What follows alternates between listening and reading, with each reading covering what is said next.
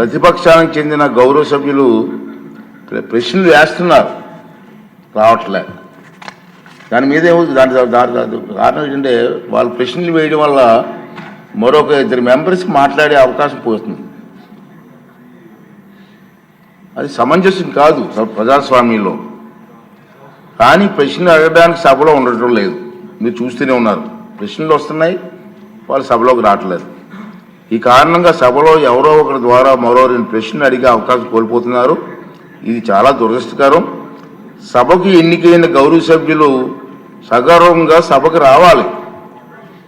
ప్రజలు ఎన్నుకున్నారు మిమ్మల్ని, సభలోకి వెళ్ళి మా సమస్య మాట్లాడమని.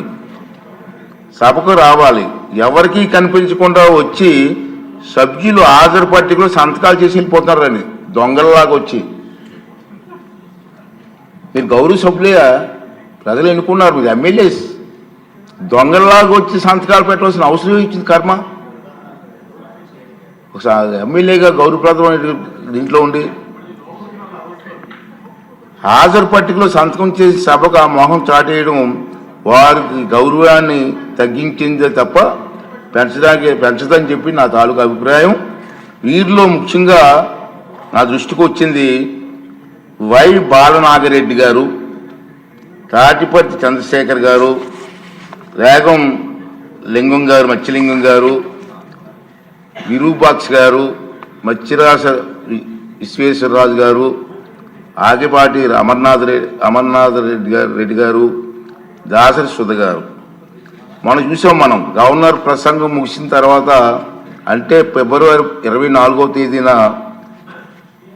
తేదీ తర్వాత వేరు తేదీల్లో ఫిట్నెస్ రిజిస్టర్లో సంతకాలు పెట్టేట్టు నా దృష్టికి వచ్చింది.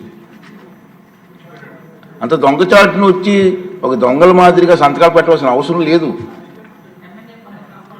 కానీ వారు ఎవరు కూడా నాకు సభలో కనిపించలేదు. సంతకాలు ఉన్నాయి కానీ సభలో కనిపించారండి మీకు ఎవరికన్నా? నాకైతే కనిపించలేదు. ఇది ఎంతవరకు సమంజసం వారే నిర్ణయించుకోవాలి. మనల్ని ఎన్నుకున్న ప్రజలు మనం ఆదర్శంగా నిలవాలి తప్ప ప్రజలకి, మీకు ఓట్లు వేసిన ప్రజలకి తలవంపులు తెచ్చేలే ప్రవర్తించకూడదని చెప్పి నా అభిప్రాయం. ఈ సభ ముందు పెట్టాలని చెప్పి నేను ఈ 2 విషయాలు మీకు తెలియజేస్తున్నానండి.